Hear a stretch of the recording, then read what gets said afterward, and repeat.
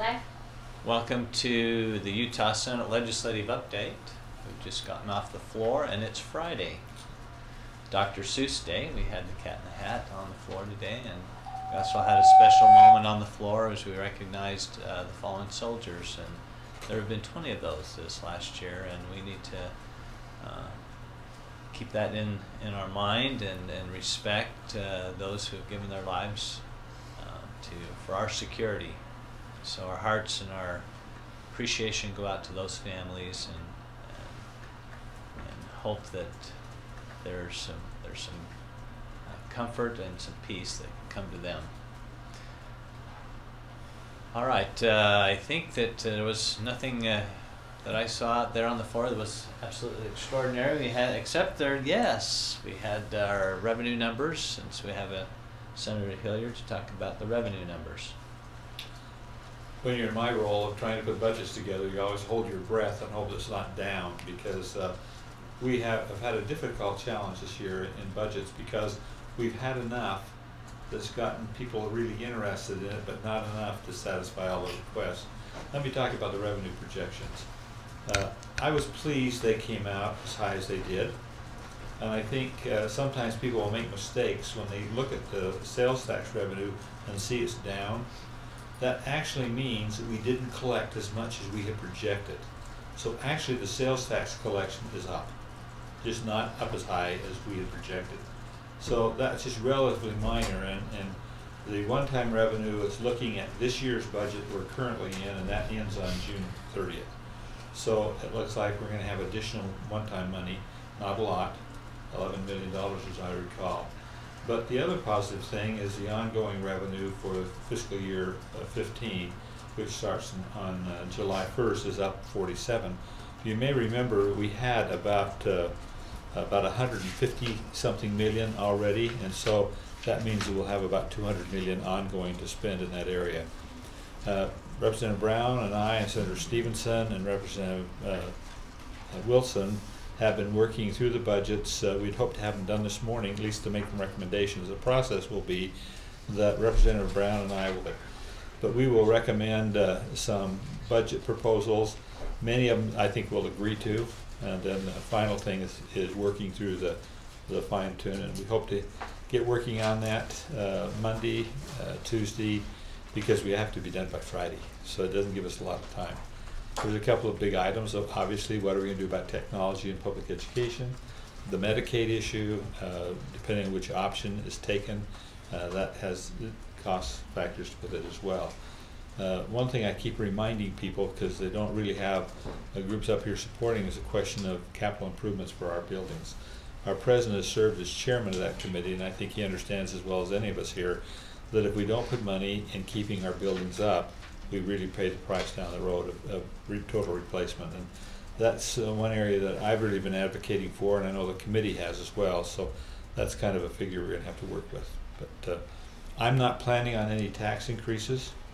If they happen, and we'll have to work them out, but the budget we put in place is on nothing in that regard will happen.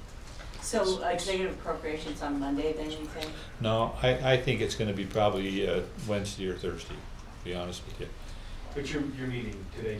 We're doing today just to accept that yellow page. Do you, so one of the things I noticed is I think you were projecting a $25 million deficit in the general fund before, and now it's down another $4 million. Do you just tell everybody who's not education to go home? How are you going to manage that? Well, there's a lot of different ways to handle that. One thing I'm really thankful is the base budget work we did the first week. We freed up money in those areas in general fund money that can be put around.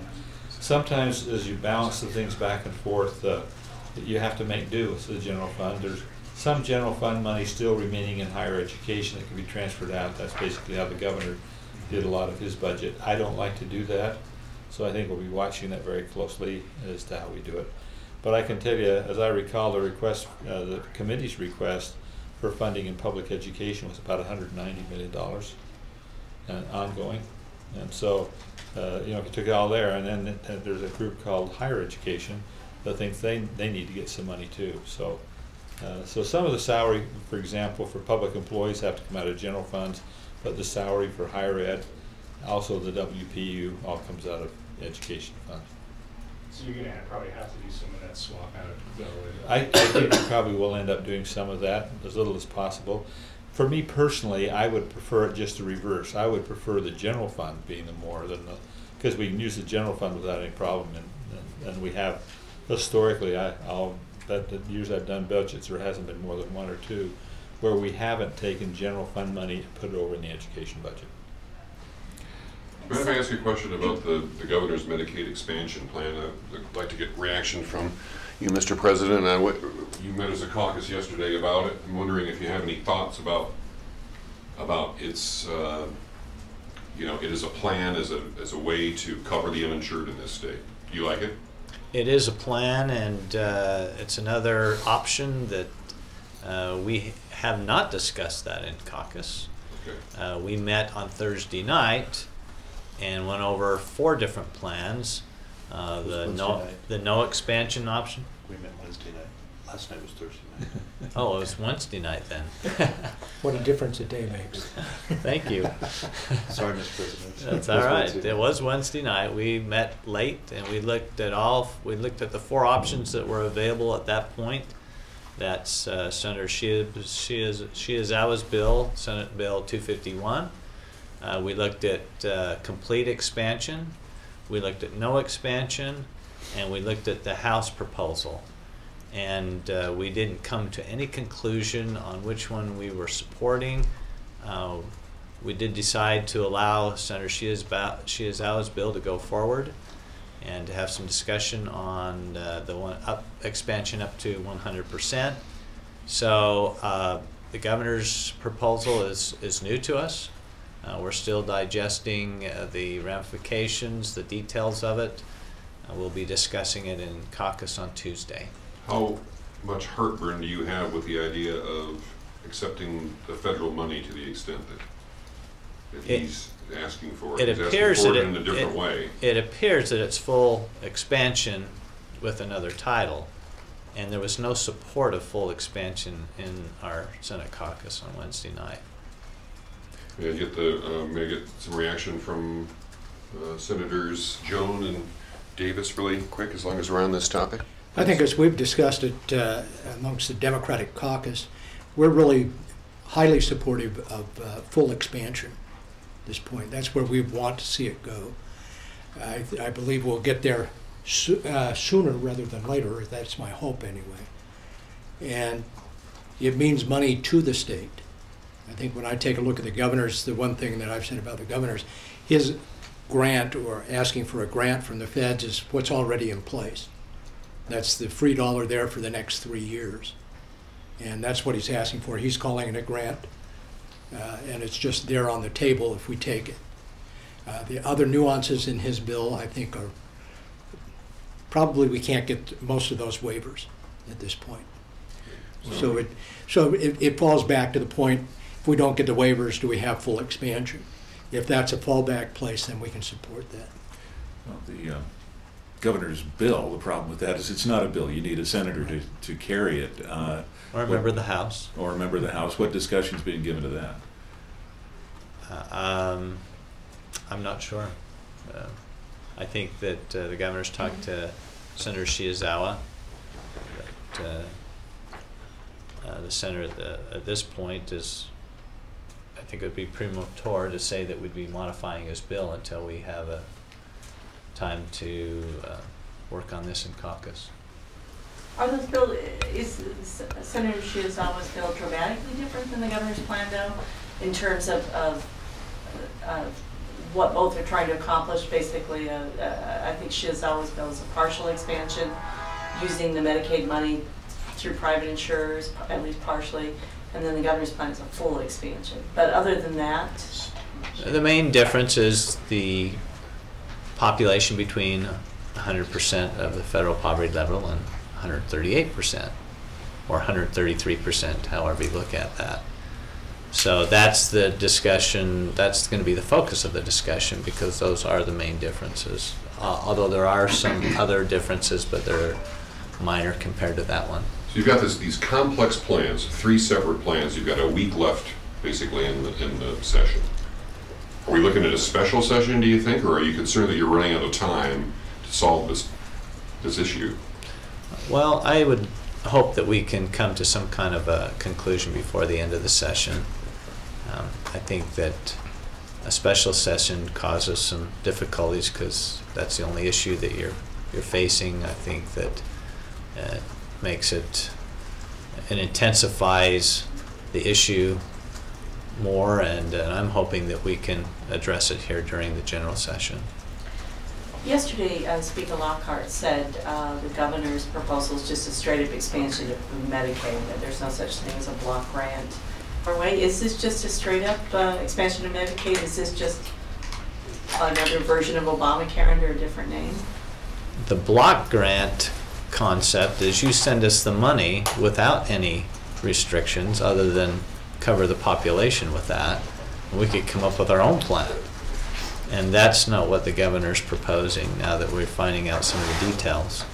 I was really curious how the feds would allow us to do that, and it doesn't appear that that's going to be the case. There are some requirements, and at least from the information that we're getting, this looks like a hybrid between some of the waivers that have already been granted in Iowa, Indiana, and Arkansas.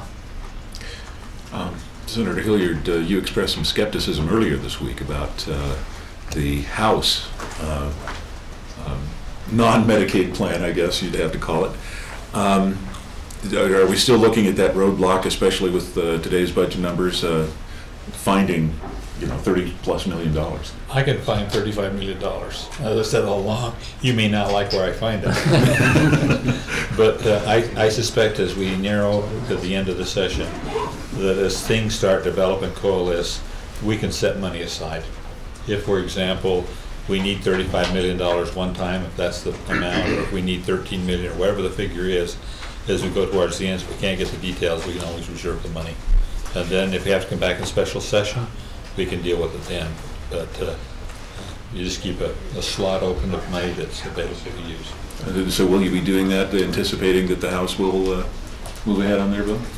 Well, we haven't finished up our recommendations, and I think as we get together, the House and Senate, and look over the suggestions, at that point we'll be able to see what, if anything, we need to set aside. Can we roll back to the budget for just a second? I guess you were kind of there on that. We need to get to executive probes. Maybe last question. Yeah. Oh, actually, I need to ask about count my vote, so can we switch to count my vote quickly?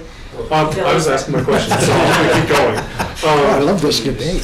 Kim, I guess, has there been any type of position taken on what's going to be funded first, WPU, growth, those types of things? Is that already been checked off the list? We haven't made those final decisions. We know what the governor's recommended. We will make recommendations, Representative Brown and I, with our various leadership. As we put the budget together, we'll see how that works out. But there's no caucus. No, we haven't even really discussed it. It's preliminary. You can go. Okay, thank you. Just real quick, Shifting gears. Shifting gears, real quick, I understand yesterday in caucus you talked about a possible deal between legislative convention system to continue and some other access to the ballot for people that don't go through that system. Where's the caucus on that, and what do you think of that deal? Is that realistic to think that can happen? Mr. President, I could answer that if you'd like. Yeah, I was going to defer to Senator Valentine because he's been involved in the negotiations, but as far as the caucus is concerned... Can I leave to get the executive appropriations? Yes. Go ahead. Or started? As far as the caucus is concerned, we would like to come to an understanding with Count My Vote, and hopefully that'll happen. Senator Valentine? I can confirm that negotiations are still ongoing. They are tenuous, but we cannot talk about things that we're still negotiating until we have all the terms worked out. So hopefully we'll have some terms, but we are discussing it. We hope we can work out something. You say it's tenuous. How likely do you think an agreement is? There's a lot of players that have to agree. That's why it's tenuous, because you have to spend time making certain you have all the elements worked out. And we've got two bodies. We have a governor, and we have the people who are pushing the Count My Vote initiative. all those players have to agree, and we're still in the discussion phases. Where are the political parties in the negotiations? Because so they have a stake in this as well, and isn't there the potential of a lawsuit from them as well? Yes. Are they part of the negotiations? I'm a lawyer. I can answer the question. Permission to treat as a hostile witness. Are they involved in the negotiations? You didn't mention the political parties. We are in the process of discussing the elements of any possible agreement with political parties as well. But the overarching framework that Lisa laid out is that accurate? Is that sort of what you're looking at? Is some alternative path to the ballot that in exchange Count My Vote would drop the initiative? I'm not going to comment on what the elements of the negotiations are. I'm sorry, I can't. We're still talking. Let me give you the good news and the bad news. My Vice Chairman, Senator Stevenson, got up there and they had enough Democrats and Republicans on both sides. They've finished the executive appropriation. So the good news for us senators, we don't have to go. The bad news, you missed the most important thing of the day. We got you for a while. Agreed to unanimously, I hope. Yeah. Is that good news or bad news? Senator Jones or Senator Davis, if we wind up pulling $30 million, as Senator Hilliard tells us he can do, he says we won't like where it comes from. Is that a concern of yours? Is that trying to fund this state-funded medical care will hurt other important priorities? Yes, I think anytime, if you're looking at existing revenues and maybe the modest new revenues, I think anytime you're pulling and pushing somewhere, it will have to come from other places. So, of course, our big concern is public education, that we get a WPU that's respectable.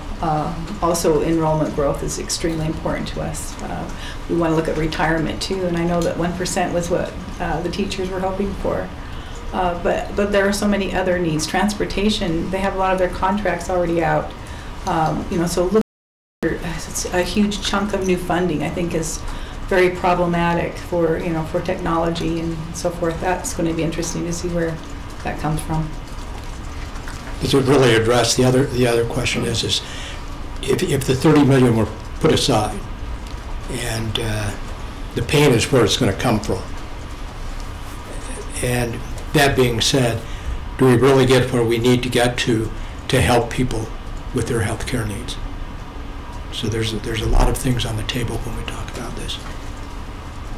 Wasn't there a lot of hope that the revenue numbers would be higher in terms of taking care of some of these programs that have surfaced during the session, the speaker's technology initiative, the possibility you may want to use state money for Medicaid? It seemed to me that the revenue numbers, while they weren't as bad as Senator Hilliard feared, we're nowhere near high enough to deal with some of these issues that have surfaced during the session, let alone all the other needs that you talked about. We never really had that kind of a hope.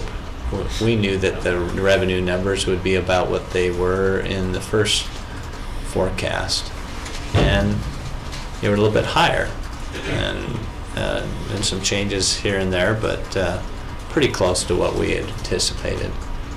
So we knew that we were going to be in a crunch time with all the different ideas that are out there with Medicaid expansion, the houses, one-to-one device initiative. All that is all going to be worked out now in the next 2 weeks. Next week is going to be, I think there'll be some, perhaps even some intense discussions on how we're going to work those things out. I think the one thing is the appropriation subcommittees in the base budget did identify some new dollars, if you will, or removed some programs and moved things around where it does give us a cushion even with these terrible numbers. You see them as terrible, Senator? It's flat. I mean, it's not as high as we would love to see it. It's not where we can grow ourselves out of the problems that we're having in the state yet. I'm trying to remember the quote in the tweet yesterday about hope can't be the basis for budgeting. And so we've worked with what we thought we had. Yeah, we have some, and I have some, just as I look at this economically, and we look at it in a, I guess economics is not scientific, but there are some economic theories out there. There's a $17 trillion debt looming over our country, and it's holding us back. Frankly, that's what's happening. And Washington needs to fix that. And we're hoping that they will fix it. Hopefully they'll give us a soft landing. Spending is a false economy. And we're actually reaping some of our revenues are a result of that false economy. That's what deficit spending is. And I'm hoping that they get their fiscal house in order and come back to spending within their income and start reducing the debt. That is the really only sure way for economic prosperity for our country in the future. Did you get, maybe Senator Hoyer or Senator Niederhauser, I don't know, if you got an answer from fiscal analysts about why they think that income tax are up, incomes are up, and sales tax is down? Yeah, I was going to ask that same question. It seems like if people are earning more money, especially given the kind of pent-up consumer demand over in the recession years, they'd spend more money too. The fiscal analysts and I think the others that were involved that were holding back some of what they thought was growth in the income tax because of the one-time capital gains, and so they were trying to navigate that, and now they're seeing that there probably is some more ongoing money, that it wasn't nearly as much as they thought, just that one-time issue at the end of last year. Why did they have an explanation why the general fund, which I'm assuming... We didn't get an explanation of that, but that's just what I would... I can just say this, Mr. Ball indicates to me that he said don't react to the negative figure, because the negative figure is not that we're collecting less sales tax, we're actually collecting more, just not as high as we thought. And I think this instability the President talks about impacts all of us. I think people are not quite as willing to go out and charge or on the credit card or spend things and buy things just because of the concern of what's the future going to hold. And another highlight that I think, and this is a discussion for another time, but what we're facing is an erosion of our sales tax base with internet sales. And that's going to be a real challenge for us in the future as more of those sales more sales are coming over the internet that are not paying the sales tax, and we're hoping that Washington, there's been a bill there now for a couple of years, and the states can't solve this because the states disagree on the resolve, and there's been many try to solve it, but this is one area where the feds have to come in and make a resolve for internet sales. I think this is one of those areas where we can really look at it and say people are spending as much money with their incomes, perhaps as normal, but it's going on to the internet instead of to Main Street. We collect from Main Street, we don't collect from the internet. I think it's the Marketplace Fairness Act. There's part of that is that although the incomes may be up some, and you pay income tax on it, the deductions, the things you have to pay for health insurance costs, and those taxes leave less disposable income, and that's a real challenge. Text questions. We have a text and 2 tweets. They're all pretty quick. Okay. This person asks, on the 27th, President Niederhauser asks for patience while we navigate this. President, please specify points or specific problems that need to be navigated regarding protecting all citizens by hearing SB 100. Okay. I think what has happened in Kansas and Arizona recently highlights the good decision that we made to have a stand down on the religious liberties in the non-discrimination bill. I would hate to have seen us go through what those states have gone through over the last few weeks or months, and so it just reemphasizes that we made a good decision. This tweet is from @JazzSummit1. They ask, what city in Utah is doing the strongest economically? I have no idea. Anybody? I haven't gotten that detail. I don't have any idea. It'd have to be Salt Lake City. Historically, Utah County, with all the, Especially northern Utah County. with all the high tech, but Salt Lake City has been on that map too because of biomed and some other industries that are thriving. We did see some interesting population numbers from our fiscal analyst and general counsel this last week. We had a presentation on demographic growth, and we saw that the fastest growing county is Utah County right now. It's actually both in terms of gross numbers and percentage. And so it was interesting to see Utah County on the top as far as the gross number of population increase. Also saw some change in the demographics where we're going to be seeing more and more of a diversified kind of population, ethnic population, that Salt Lake City specifically will be probably above 54% by 2020 of what is presently a minority is now going to be the majority. So we are seeing a change in the demographics in Utah, as we are in the whole country, but it's just not happening as fast in Utah. And one of the highest growth areas that we've had historically, or at least in the last couple decades, is St. George. And they suffered greatly in the recession, but are coming back. So those are a couple ideas that we can throw out on that question. Cache County probably has the lowest unemployment, last I looked. I think they're down to almost 3%. Senator Adams. There's plenty of hay to bale up there. Yeah, that's right. You're talking about new sources of revenue. Could I invite you over within microphone range? But SB 284, I believe it is, came out of committee this morning. Okay. And let me make sure this is. This is still recording here.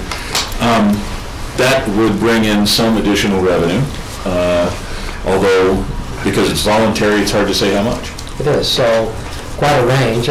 Probably the estimate is it'll be at least $1 million a year come in, and maybe as much as $18 million a year. And the effort is to allow people to donate. We've heard a lot about air quality, and I don't think anybody wants to raise a tax, but there's been a lot of people that want to participate, try to make this transition. So this is an opportunity for them to be able to do that. And how is that money distributed again, just by legislative appropriation? It is, and it comes to an interlocal, and that the interlocal's a very transparent organization. It's a public, it's an interlocal, so it's under the same rules and regulations as any other public entity is. They've been having meetings all this last year, and we've had lots of good input from many of the people that have been involved in those meetings, and this bill is kind of a result of the input we've had. What sorts of programs do you see that funding? Well, one of the ideas is, we're trying to fund school buses, and Lyle will probably tell me we've got $20 million to convert every school bus in the state, but if that's not the case, which it may not happen, and I see a big smile on his face, we heard in our infrastructure committee that you can do a $30,000 retrofit on an existing school bus, and you can pay for that retrofit in 3 years, because that's the difference in gas prices versus, or diesel prices versus the natural gas prices. So after 3 years, if they were to pay that $30,000 back to the interlocal, you'd have that money to use again. They'd have a school bus that was costing them less, including less. Okay, we'll take the last tweet. Is it tweet? It's a tweet. Okay. It's from Utah Political Capital, and they want to know why there's a Minecraft pickaxe in the background. We are in need of a lot more money, so we're going to be mining for more gold. Right, Senator Hilliard? That's right. You got it. That's exactly right. That's it. We're looking for the rainbow. We're looking for the money. All right, thank you. Where's the money?